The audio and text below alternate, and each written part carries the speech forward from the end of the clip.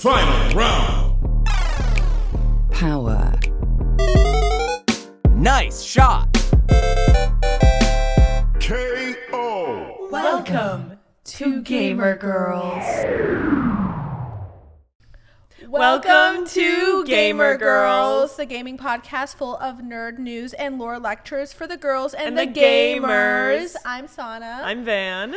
And so I know our set has a little more of like a Valentine's theme and it's fully March, but I thought, do you know what goes fantastic with Love and Valentine's Day? What does? Murder. So we're talking about Assassin's Creed today. Okay, Assassin's Creed. Yeah. Got it. Something big happening with Assassin's Creed, or? Shadows is dropping as of filming, and I am very excited. It's the next installment of the Assassin's Creed series, which is from my Assassin's sweater. Creed You're kind of fitted out right now. Yeah. You've got the whole sweater going. I will say this is the one piece of Assassin's Creed merch that I own, and I've owned it for fully 10 years now. This is a throwback for me. Yes. Because I think one of the very first times I was starting to get into playing any kind of video game that wasn't Minecraft, you invited me over to your house. I did. When we were like, 15, 16? Somewhere around then, yeah. And we played Assassin's Creed. Yeah, and I fell off buildings and I adventured. I'm pretty sure I showed you Syndicate. What I remember was Syndicate. It might have been Unity. Tell ya. I fully don't remember. I really wouldn't be able to say, but I just remember being like wowed at some of the physics and the mechanics, and didn't do any actual questing or anything like that. No, I went up all the tall buildings and I jumped off them. No, that's some of the most fun that you can have in those games is fully just climbing up to the highest point that you can and doing a beautiful dive right off. I just remember it being so pretty. It was such a pretty game. The games are beautifully built out, and that is definitely one of the key draws to them is just the set design of being transported back to these time periods and seeing what these places possibly looked like back then, especially places that no longer really exist. Like this was Industrial Revolution era, like England or something like that. To sort of go back a little bit, talk a little bit about my history with Assassin's Creed. It has a special place in my heart because it was my first, I would say, real video game.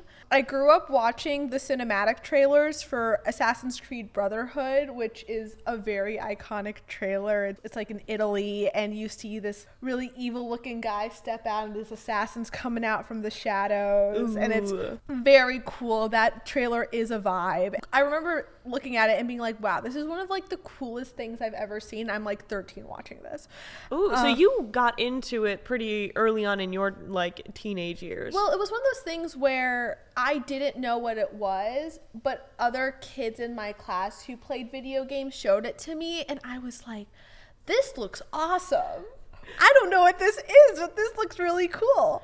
When my parents bought an Xbox One, mostly to play Xbox Zumba games to work out. Oh, that's precious. Yeah, they agreed with very strict conditions. They would not allow me to buy video games, but my local library, shout out to the Skokie Public Library, let me borrow video games. You could borrow video games about the same amount of time that you could borrow movies or TV shows from their digital section. Cool.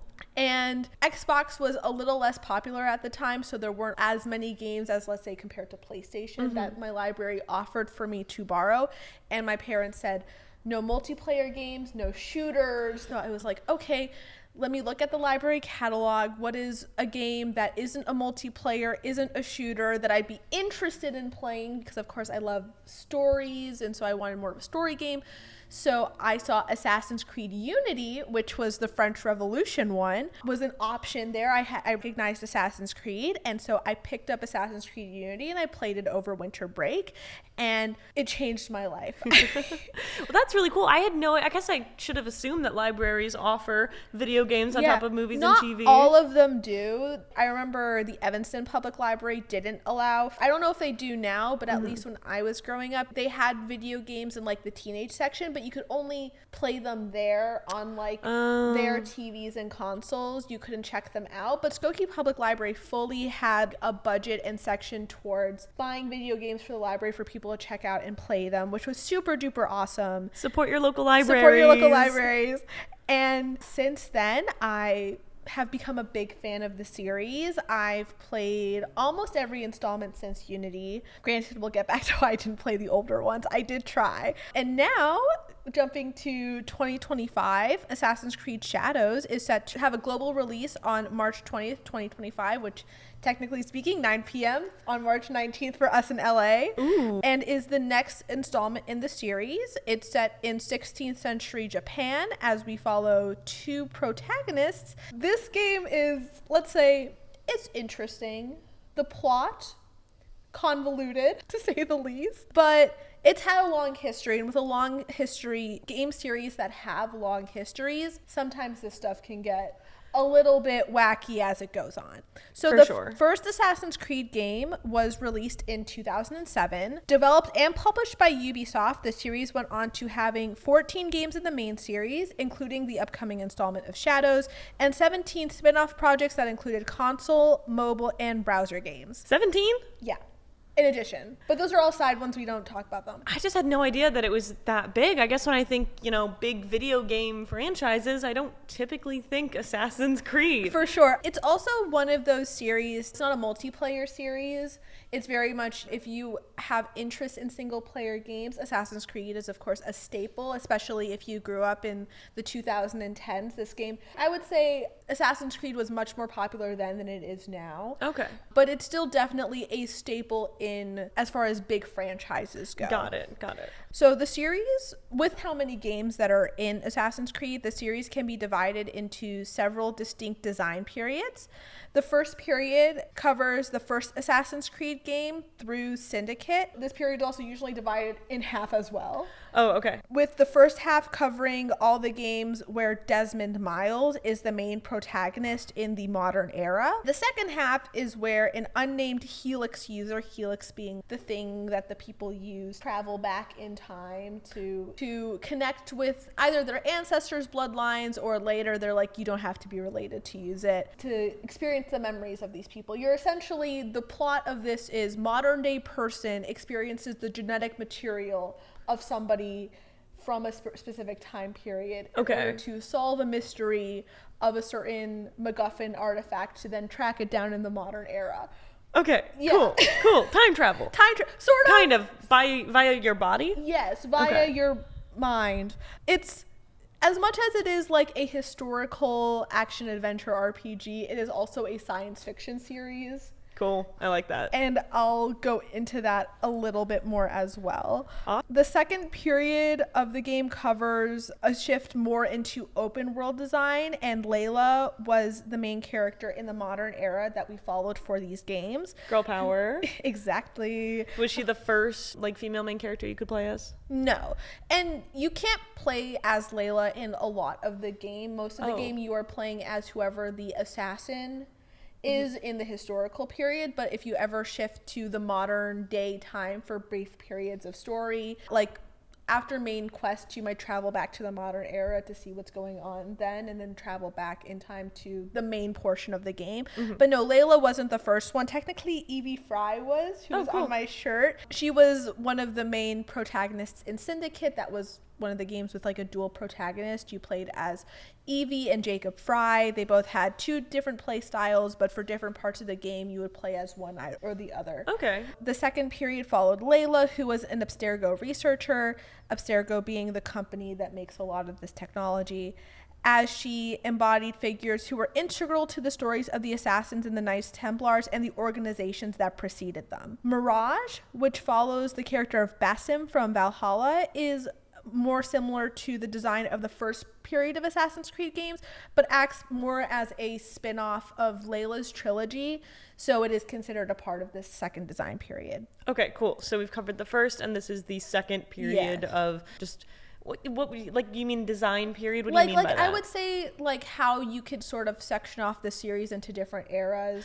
Okay, so cool. like the first era is Desmond Miles, the second era is this unnamed modern day character that goes back in time, and then the third one is Layla, and then the fourth one is kind of what we're coming into now.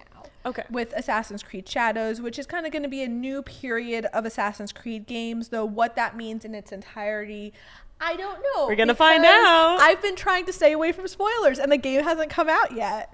Though at the time of this episode, it might be out. You might be playing it. By the time the episode releases, the game will be out, but at this point, only the review embargo has been lifted. Okay. So and we don't for me, Yeah. those of us who do not know what a review embargo is, can you please explain that? Totally. So review embargoes are basically when a game company gives critics and reviewers and major game journalists, they give them review copies of the game, and usually they will, and this can also be people who make let's plays, this can be content creators and influencers, this can be like publishers like IGN, they will give them copies of the game ahead of the release and say, hey, we're just gonna make up a number here. 3 days before the release of the game, you guys can all post your reviews of the game. Oh, okay. Drum up hype and Exactly. get like the pro opinions on everything that's happening. Exactly. So a lot of games will do this. Usually there will be a guideline for these reviews where they may say you can only show footage from the first 10 hours of the game. Okay, so you can't, it's no major spoilers. It's like when people review movies and things. Exactly. You can't, give it all away. Yeah. But you can say, hey, enjoyed these aspects. Here's what I think about this. Here's Yeah. it in comparison to past eras. Exactly. It gives the reviewers and the journalists the chance to put all their reviews out, so people who may be thinking about playing the game might pre-order ahead of its release date, but it's usually done around the week before the game actually releases, and that's the embargo lifting is when you can finally post those videos and reviews. So at this point, have the Metacritic review for Shadows. We have many of the major publishers have released their reviews, though not all of them have completed the game at this time. Sure. How big do we know anything about? Like, what's the size of this game? How many hours? I don't think they have come out with a time to complete right now, but also they might have, and I have not seen it, but I'm because also you're intentionally staying away. Exactly. Understood. Yeah, I love these games, and I am not interested in knowing what's going to happen. Absolutely. Me with Severance. No, I can't even say that because I'm on Tumblr. So, I try to whitelist and blacklist everything, but everything slips through. As a series, one of the main defining factors of each game is the historical framing that they pick for that specific game. Each title picks an influential point in time to set its story. For example, Victorian England for Assassin's Creed Syndicate, the Italian Renaissance for Ezio's story, and Ptolemaic Egypt for Assassin's Creed Origins. However, Assassin's Creed game is not only a historical action-adventure game, it also has sprinkling of sci-fi in the mix. So it's not going to be necessarily like time period accurate entirely. Not entirely. There are things like Assassin's Creed Origin takes place in northern Egypt. There are certain things that they have to make up because those structures or places are not there anymore. But we may have some historical accounts that certain villages and towns were there and this is what they might have looked like. Okay. Sometimes like size scaling might be changed just because technological like for sure. That makes sense. Yeah. Like it's for the practicality of creating this kind of environment and being able to so you don't actually have to be wandering around 2-story buildings. Yeah, exactly. Generally speaking, though, they do have a department and there are people whose jobs are, let me make sure that we bring historical accuracy to this game. Ooh. So they do care about the historical accuracy and making sure that the setting is depicted as accurately as possible, but also within reason of technological limitations. So very cool. Yeah, so they do care. And I remember for Origins, I was reading that they teamed up with Egyptologists as well to make sure that they were picturing this place correctly, and they do it for every single game. Yeah, that's really cool. Oh, dream job would be to honestly be working as a researcher for something very niche. Exactly. And usually also, especially in the more modern games, in the loading screen, they'll have fun facts about the period and, you know, giving little tidbits about the history of certain places. Cool, not just little gaming tutorials. Exactly. They have also added discovery tour modes, which is basically just a mode where you can learn the history of these locations and areas. So they do really care about the history of these places and depicting them accurately, but also in an entertaining way. There have been, like, I would say, controversies because certain things might have not have been completely depicted correctly, but like that was kind of down to what the colors of the roofs were. Yeah, I'm in some niche circles when it comes to like French history and its depiction in television and movies. And sometimes it's like, well, they wouldn't wear this kind of corset actually, which you see in this one scene in this one random season of this show. And it would have been more of a corset like this. And in fact, you know, the bustiers would only come out about 3 feet instead of, you know, whatever. Yeah. So a 3-foot long bustier. Now I'm thinking of like the Rococo period and stuff where they're coming out to the sides. That's off topic. Yeah, but it's things like that. Yeah. And I haven't looked into this as much, so please do your own research in this aspect. I have heard from people who do a lot of historical research or just for enjoyment or academically of Japanese period that there wasn't as much, there were certain details that could have been paid more attention to but weren't. But I haven't looked into that as much because I haven't been trying to look into this game as much as the other ones because it hasn't come out yet. So to speak a bit about like the basic premise of a lot of these games, it basically goes something like this. Someone in the modern day is using technology from Abstergo Industries, which is a fictional company in the world of these games that acts as a front for the Templar Order, the Templar Order being one of the main antagonistic forces behind all these different games. Based on the Knights Templar? Yes. To use genetic material of their ancestors, who was a member of the Assassin's Brotherhood, to track down a piece of Eden, which is an artifact from a highly advanced civilization that predates humanity, before someone from the Templars can get to it to advance their plans to enact their new world order. Okay. Then the game will jump back to the present, where your modern day character will use the knowledge of their ancestors' memories to track down that piece of Eden that they saw left somewhere in the past before any Templars in the present can get their hands on it for any evil schemes. Oh, okay. So we get this sort of flashback to the past. We see this story. They found this piece of Eden's been hidden. And then in the modern day, we are playing as a character that is using our mystical ancestor knowledge to find that hidden piece of Eden. Exactly. Okay. I got it. Yeah. Though most of the game takes place in the past historical period, with the present day aspects of the game taking up a much less. Oh, okay, much less actual screen time. So it's like that the story is based off of like you're finding it in the present day, but you are playing in the past. For the majority of the game. And usually the games, it's not all around the piece of Eden. For example, in Valhalla, the majority of the game, because you are a Norse Viking who has now settled in what is now modern day Great Britain, the majority of the game is you are going around to all the different regions of Britain and trying to make alliances. Don't ask me geography questions. Exactly. And making alliances with the lords and leaders of the different regions in order to strengthen your own clan and their alliances in that region. But then this overarching plot of this piece of Eden, and whether it be the Templar Order or the Order of the Ancients or the Cult of Cosmos, whatever you want to call it in whatever game it's in, doing that. Okay, so you have the overarching narrative. That's your overarching narrative that hits in every single like version of this game that's come out in some way or another. And then there's also like socio-political side quests that you are completing. The main quest is usually some sort of socio-political thing. Okay, gotcha. Yeah. That's kind of the overarching narrative, but then usually the main narrative of the game will be focused on something else, with this science fiction aspect of it being in what ties you from like beginning to end in some way or another. Okay, cool. Yeah. So in short, your historical backdrop acts as a stage for the Assassin's Brotherhood and the Templar War for these ancient artifact MacGuffins. Other than the historical setting, the main feature of these games are the gameplay and combat, with parkour abilities that allow you to traverse the world vertically as you climb onto buildings and run across roofs, though the parkour has become much less of a like big driving factor of the marketing as the series has moved into open world. Oh, okay. So there were specific mechanics that were like, this game is really cool if you want to like do parkour tricks and things like that. And now it's just like, oh, you can roll around and do somersaults and jump to ledges, and that's just a part of the gameplay. Exactly. Okay.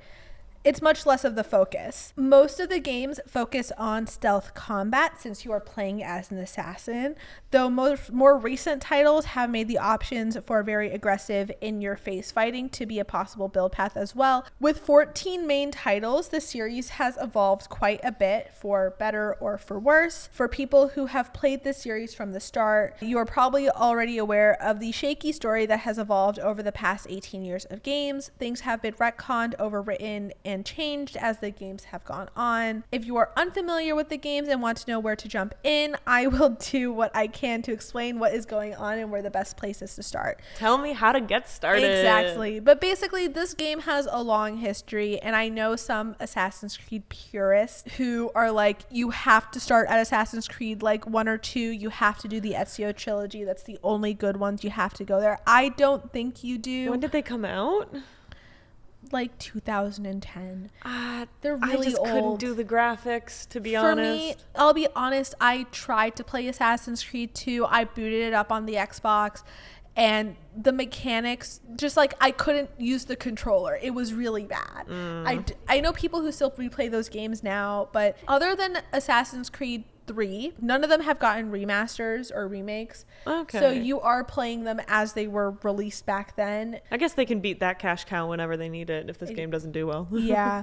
As far as talking about the games, I will divide the games into 4 different periods, though every player might have their own reasons why they organize a period in a certain way. Based on the games I've played, this is the best way that I like to organize them. The first period is the Desmond Mile games. Desmond is the modern day character that you follow for the original Assassin's Creed, Assassin's Creed 2, Assassin's Creed Brotherhood, Revelations, and Assassin's Creed 3. These 5 games are their own contained story, following Desmond in the modern day as he inhabits several assassins who were his ancestors in the past. If you have heard about the Ezio trilogy, 3 of the 5 games specifically that follow Ezio Auditore da Firenze. I'm so it's a sorry name. Yes, I apologize for my pronunciation. I thought it might have been like an acronym. How do you spell Ezio?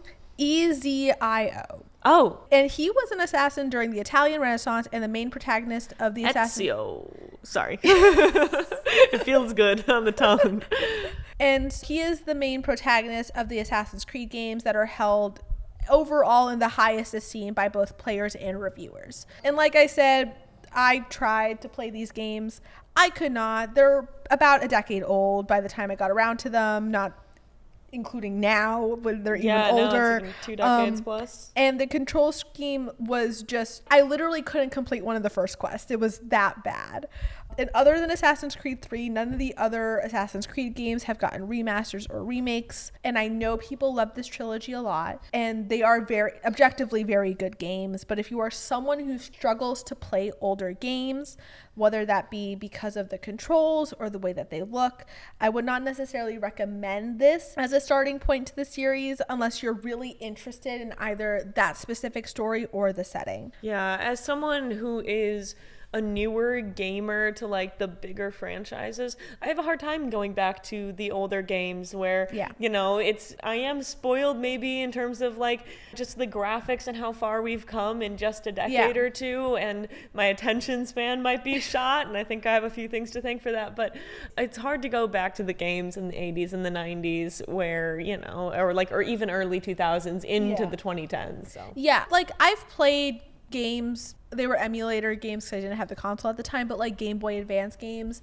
And those are fine, but it is kind of that period of Xbox 360 era games where I struggle with the controls so much that it makes them practically unplayable for me. That being said, I would recommend playing it if you think you'll have fun. Otherwise, if you're really interested in the story, watching a Let's Play or a recap would totally work, as many of the characters from the modern day story of this period of games do return in later games. Oh, okay. So they're continuances. Yeah, exactly. So there are certain characters from that period that appear in the modern day storyline that we either see in person or are mentioned by name, as they are continuingly a part of this modern story. The second period covers Black Flag, Rogue, Unity, and Syndicate, which all follow an unnamed person who acts as a stand-in for the player as like a self-insert. When it comes to player and critic reception, Black Flag is always known for being one of the best games in the series outside of the Ezio trilogy. People absolutely love the grandeur and scale of this specific game, because being able to be a pirate and sailing the high seas was like... Pirate? Yeah. I should have guessed Black Flag, yeah.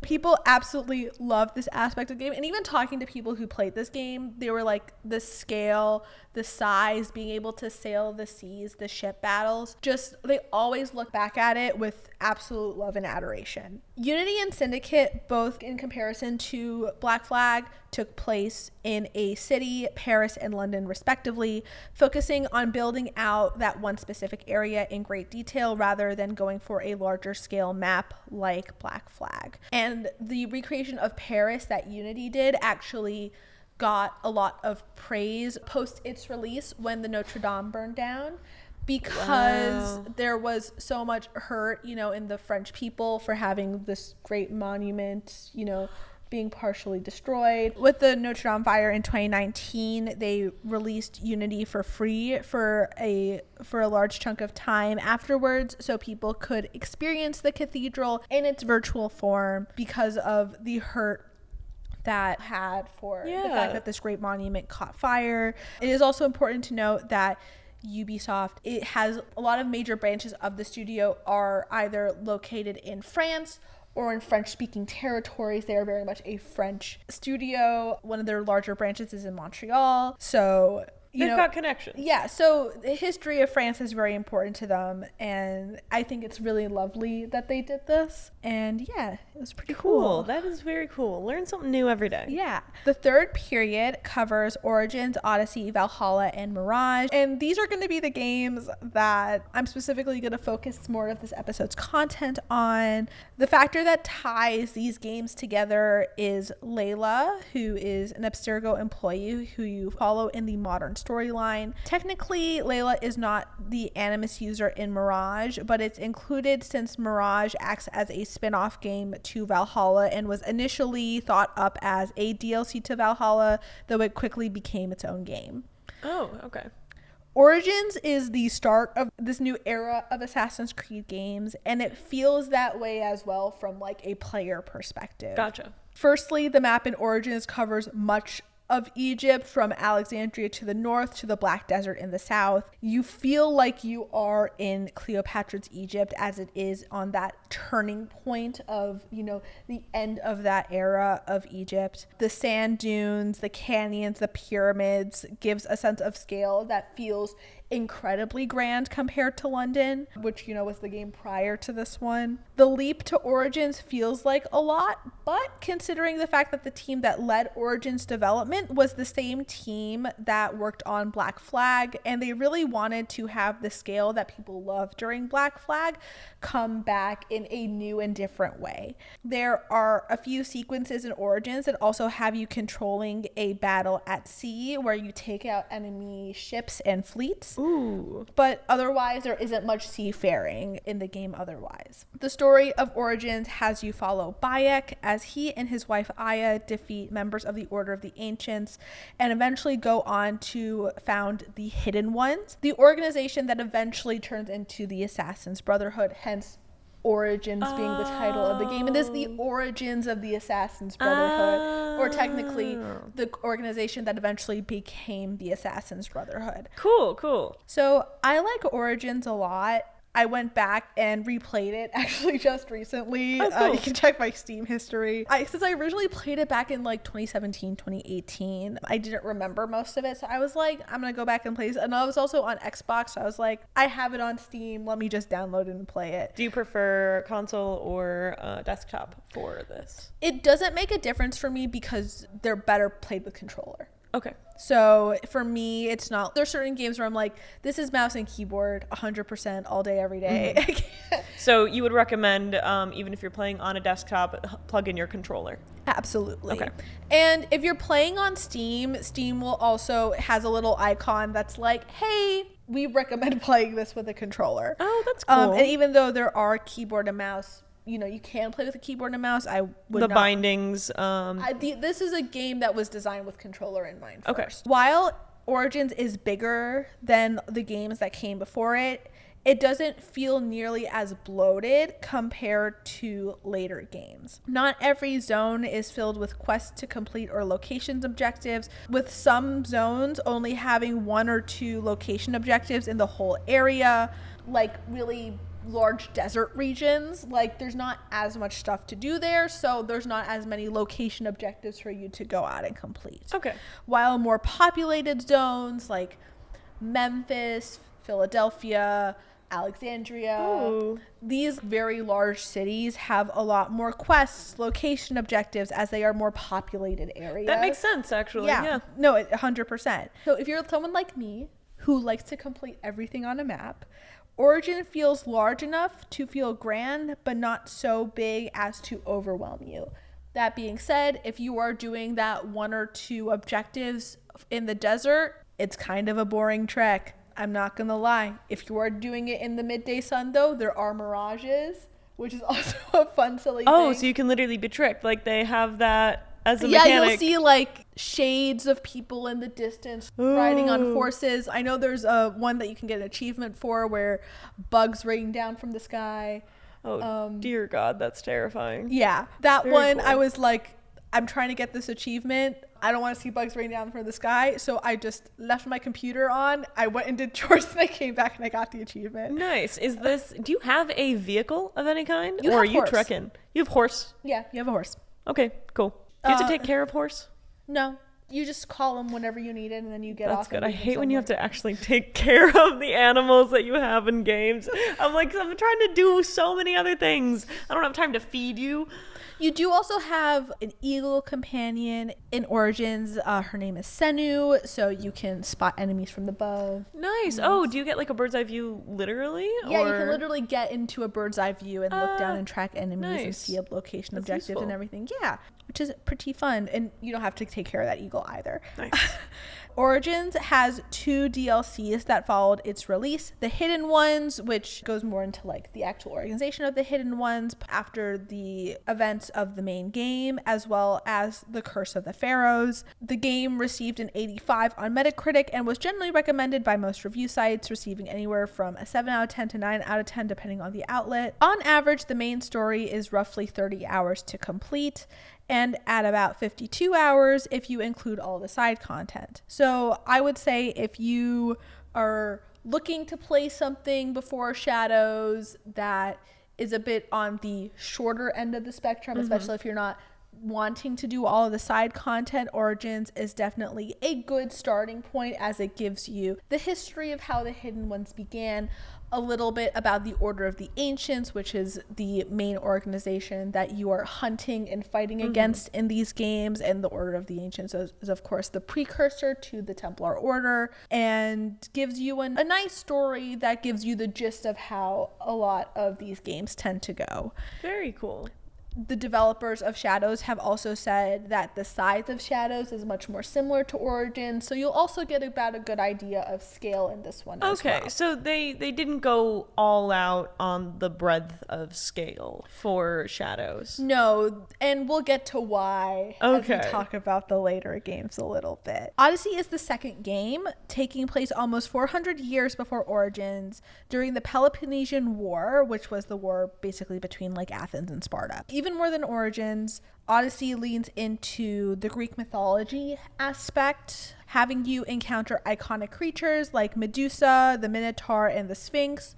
though the game adds a sci-fi twist to the existence of these creatures and why they exist and why they're there. Got it. So it's not just like they added magic to the game. Okay, cool. So there's a little bit of a sci-fi twist there. Exactly. Aliens? No. Okay. More that's like, fine. I think, like experimentation. Sure. The map covers southern Greece and the islands of the Aegean Sea, which means ocean travel and naval battles are a much larger part of Odyssey's gameplay and story compared to Origins. Fun. Rather than exploring large land masses on horseback, I had to rely a lot more on traveling by ship before I had all the fast travel points unlocked, though your horse is still going to be useful when you are a part of the larger continent area. Cool. And there are fast travel points. And yes. For our listener base who doesn't know, those are just, you open up sort of a map in your little quest book or whatever inventory space that you have, and you're able to click on a point and just sort of appear there. Yes.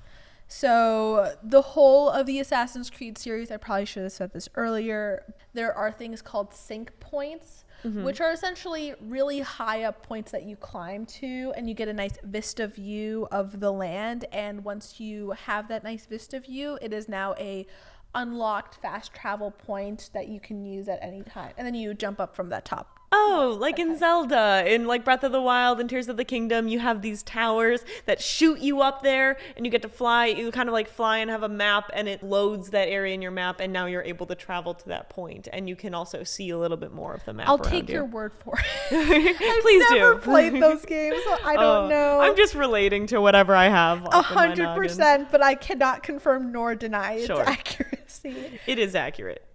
Okay. So like ancient Egypt, the Grecian setting allows for a wide range of environments and man-made environments that diversify the landscape. So I usually felt less bored when traveling or retraversing the map. At the same time, you couldn't fast travel to named cities and towns and villages like you could in Origins. So sometimes the walk back to quest objectives could be a little annoying because the quest objective was really far from any like travel point or port that I could immediately go to. Odyssey is unique compared to the rest of the games because of more of the emphasis that it allowed you to have on choices you would make in dialogue and how that would affect the ending of the game. Whether you chose a more aggressive option, diplomatic, or joking/sarcastic options would change how events played out. Even being sarcastic has like a negative or positive tilt to it? Yeah, because there would be certain characters that if you were joking too much with them, it would create like a negative outcome because you should have been maybe a little bit more sincere or honest. Got it. Okay. This also includes things like lying or flirting, can also sort of affect those options. Can you be gay? Big question. We will get to that, okay, I promise. fantastic. There's a whole section on queerness in this outline. Lovely. With Odyssey, your options with key characters and your relationships to them ultimately affect the ending of the game. Granted, there's only like a set number of endings, so it's not as wide as some of major and acclaimed RPGs might be as far as ending choices. But in comparison to other Assassin's Creed games, this was a pretty new thing that they added. Okay, cool. Odyssey receives an 83 on Metacritic and takes roughly 45 hours to complete the main story and about 85 hours to complete the main story and the side content. There are also a few DLCs for this one.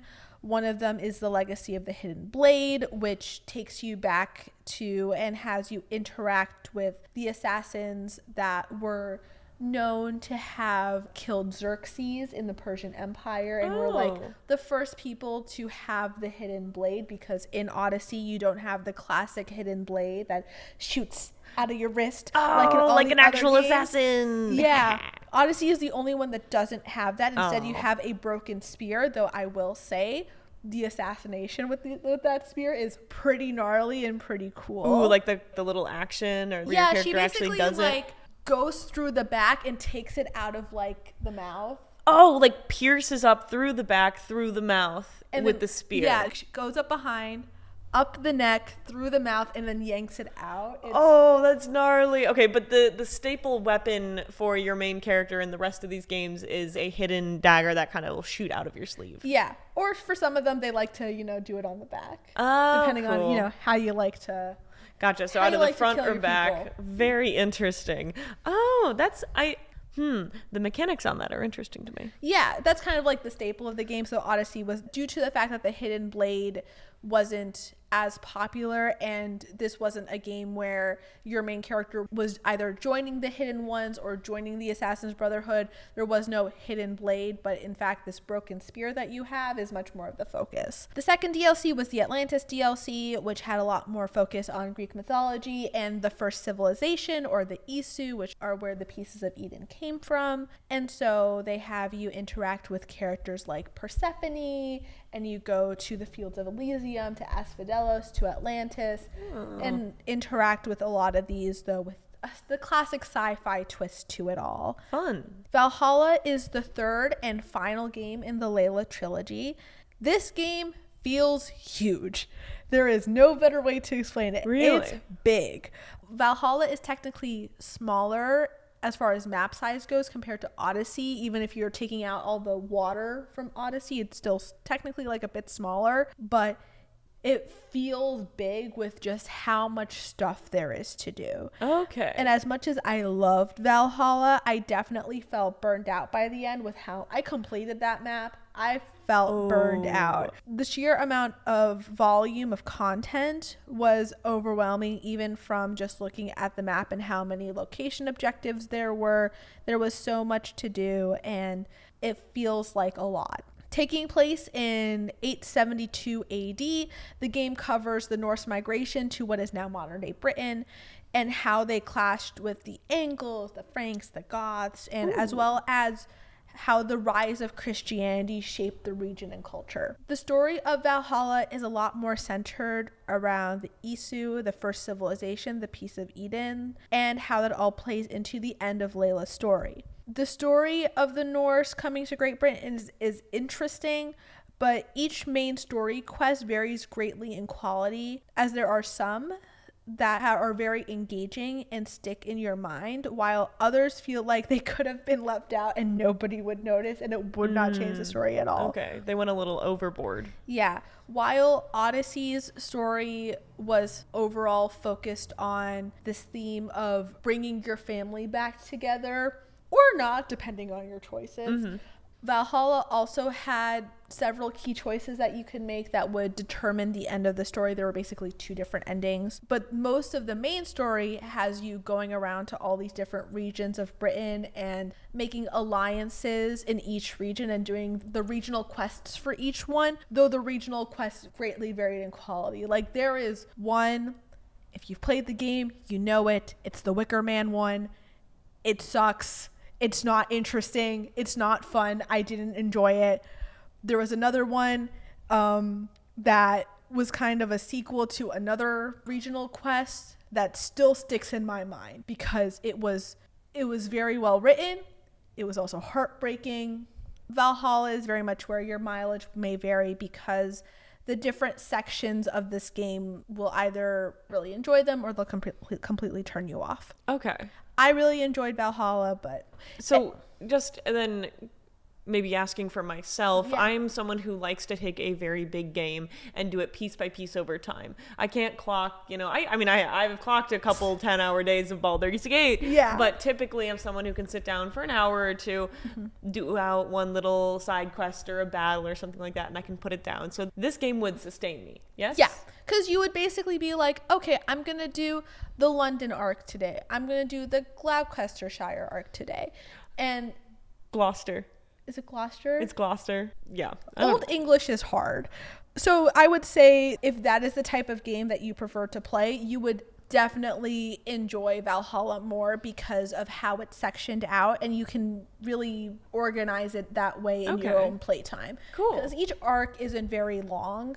The game as a whole is long. It takes about 61 hours to beat the main story, or about 98 hours if you include all the side content. Wow. So each chunk is relatively manageable if that is how you like to play the game. It's double the size of Origins then, if that main story arc was going to be done in, 30 hours, you said? Yeah. Wow. So it is I wasn't kidding when I said it was chunky. Valhalla was also pretty cool because, like Odyssey, it did a lot of leaning into the Norse mythology aspect. You get to play a little bit in Asgard. Oh, I won't go any further, but it is a pretty cool section. So if you are a fan of Norse mythology, you will probably enjoy it as well if you also enjoyed the Atlantis DLC in Odyssey. Valhalla received an 80 on Metacritic. So as you can tell, there is about a trend of reviews when it comes to a lot of the scores of these games. They're all scoring about 80, somewhere between 80 and 85. Valhalla had several DLCs, including The Wrath of the Druids, where you could go to Ireland, The Siege of Paris, which had you go to France, and The Dawn of Ragnarok, which had you go to Asgard as well and take part in Ragnarok. Of it. Very cool. Yeah. I didn't see Thor Ragnarok, but I know of like the mythology there. Exactly. Speaking of Valhalla DLCs, the next game, originally envisioned to be a DLC, though quickly became its own standalone title, was Assassin's Creed Mirage. So just to recap, we've gone over Origins, Odyssey, Valhalla. Now we're in Mirage. Yes. So Assassin's Creed Mirage turned into its own game, and for this one, because it was originally thought up as a DLC, was more of a contained setting, set place in 9th century Baghdad during the Islamic Golden Age. It takes place a bit before the period of Assassin's Creed Valhalla, as it follows Basim, a character from Valhalla who is basically like a character who becomes like a primary antagonist, acts as his origin story as he goes from street thief turned assassin. So it's Aladdin, but like rated R. And a lot less magic carpets. Okay, cool. I don't think there's a monkey companion either. Okay, well, Yeah. Again, another animal you don't have to take care of. The game received a 76 on Metacritic and takes roughly 16 hours to finish the main story and about 22 hours to complete the main story and side content. Though despite its short runtime, I would not really recommend it unless you have played Valhalla because of how much context there is in Valhalla that sets up this character. And on the flip side, because of that, I decided to skip Mirage because I did not enjoy this character. I did not like him. Tainted your ability to play this game in particular. Exactly. Okay. So that's just my personal opinion. However, if you played the older Assassin's Creed, like the first era or the second era, and you really enjoy that more contained built out city versus the large open world and that specific level design, you will probably enjoy Mirage if you are specifically looking for that gameplay experience, as it focuses a lot more on the stealth and assassination gameplay and level design rather than making it more of an open world action RPG.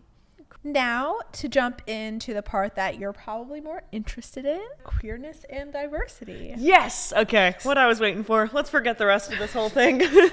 So, if you are more interested in having queer characters in these games, I would definitely say this newer era of Assassin's Creed games will also be much more up your alley. To start, each Assassin's Creed game opens with this phrase, or at least a lot of the newer ones do. I know they've changed it over the years a bit, but it says, inspired by historical events and characters, this work of fiction was designed, developed, and produced by a multicultural team of various beliefs, sexual orientations, and gender identities. Great. So they really open these games saying that this game is obviously a work of fiction, is inspired by historical events, and the people who make it are a very diverse group of people as well.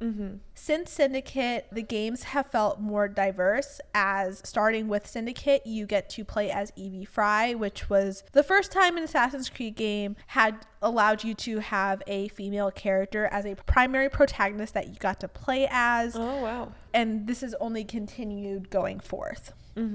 In Origins, there are aspects of the game where you play as Aya, which is Bayek's wife. Obviously, that's a straight couple there. Oh.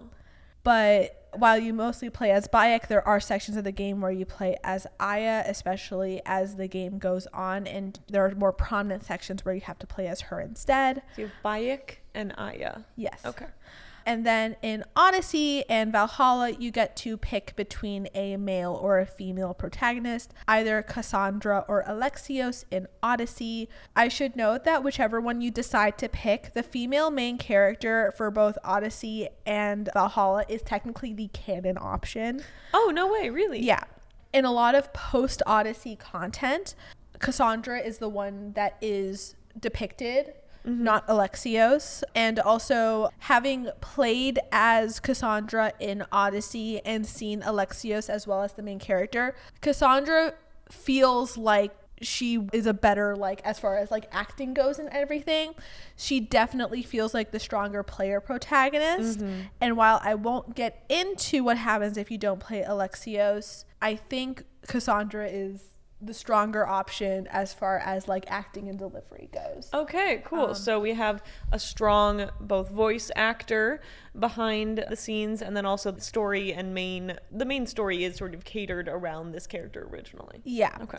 And then for Valhalla, there isn't like two different names for the characters. It's the name of the character is Eivor, and you either pick a male or a female option, though at the start of the game you can also let the animus choose. And you said that in quotes. Yeah. Okay. That is like, there's literally, it's like male, female, let the animus choose. Like 3 options. Oh, it's literally just like, okay, so no one, like someone will just choose for you. The computer will choose for you. Like the game will basically show you what is like the canon depiction. Got it. Which has you play as female Eivor through the majority of the game, though there are very specific story instances where it switches over to male Eivor. Oh. I promise it makes sense in the game. Okay, no, but I believe that. But for the most part, you're playing as a female Eivor. Okay. When it comes to queer representation, there is quite a bit in Odyssey and Valhalla. As with dialogue choices being added, there are also a bunch of options to flirt or romance certain characters. Ooh. In Odyssey, considering it's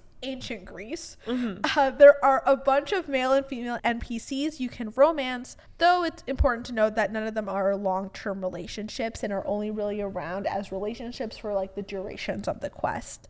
Okay, so for the time that you're running whatever side quest or portion of the quest, you can hang out with a particular interest, and then they sort of fall into the background of your scenes. Yeah, basically, like you do that character's quest line, and then there are certain characters where you get to hook up with them a few times or just like once at the end. Then you just forget them and move on? Yeah. Okay. Well, it's ancient Greece, yeah. So all laws are non-applicable. In Valhalla, there are also male and female NPCs you can romance, and while some are brief hookups that accompany certain side quests, there are a few that are long-term relationships, and there is one specifically that you can have that affects the main story. Oh, wow. Okay. Yeah. And I will say, considering the canon thing is to have female Eivor, and that main story affecting relationship is also a female character. Lesbians. Let's go lesbians. And that was the one that I picked, and I don't regret it. It was incredible. I was very happy. Fantastic. 10 out of 10. These romances are not as in-depth compared to other RPGs like Mass Effect or Baldur's Gate 3. So I like to say that if there is a specific NPC that you romance in these games and it's not as fleshed out in the game, you can always have your own interpretation or headcanon to accompany it if you really like that character. And your canon is that like Cassandra ends up with this person and they live happily ever after. You can headcanon whatever you want, whenever you want, however you want. Exactly. As of recording this episode, Assassin's Creed Shadows has had its review embargo lifted, and by the time this episode goes out, the game will be released and playable. Woo! Right now, it is sitting at an 81 on Metacritic, with most reviews expressing that while it is not revolutionizing the franchise in any way, it does offer a fun experience with a story that is generally well delivered. It refines its open world and has a lot less bloat than Valhalla, but it still has the size and grandeur that were present in Origins. Awesome. That's really exciting. And then we're going to have to return back to this, see what you think when you play it. I did pre-order it. I was really waiting for the review embargoes to just get like a general sense of how it was reviewing, because these are also games that a year or two from now, after all the DLCs have released, you can buy the game on sale for like $20 with all of its content. And now what's it going to be, like $60? It's like $70 for just the base game right now. So it was kind of a question of, do I pre-order it now or do I wait and buy it later. But the reviews really did. It sounds like it's going to be a solid game. It sounds like it's going to be a solid game. Landscape. And considering that I have been currently going back through Odyssey and playing some of the DLC content, I am very excited for Shadows. You're in the zone. You're in the Assassin's Creed zone. I'm so excited. Shadows has also received a lot of hate, both upon the original announcement of the game and as well as right now closer to its release, as a lot of right-wing grifters post about the series being woke due to one of the characters being female and one being black, despite the historical precedent for Yasuke, a black samurai of the same name who was alive during the Sengoku period. So just as we're seeing now with DEI as a hot button topic, anyone who's not white or a man is just woke. It's woke. Yeah. The media's woke. That's it. Can't have anything else but a white man. It's stupid because they're not even complaining that they're not white. They're complaining that they don't get to play as just a Japanese man.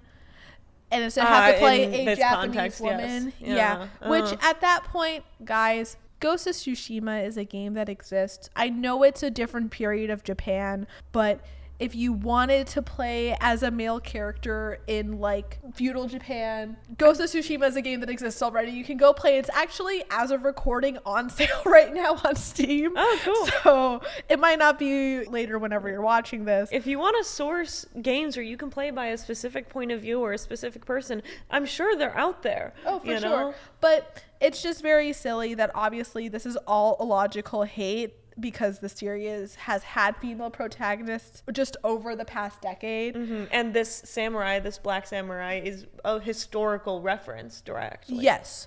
Though then people are like, oh, but there is controversy on whether or not he was actually a samurai. And it's like, well, at that point, do you want it to be historically accurate? At that point, this is a work of fiction.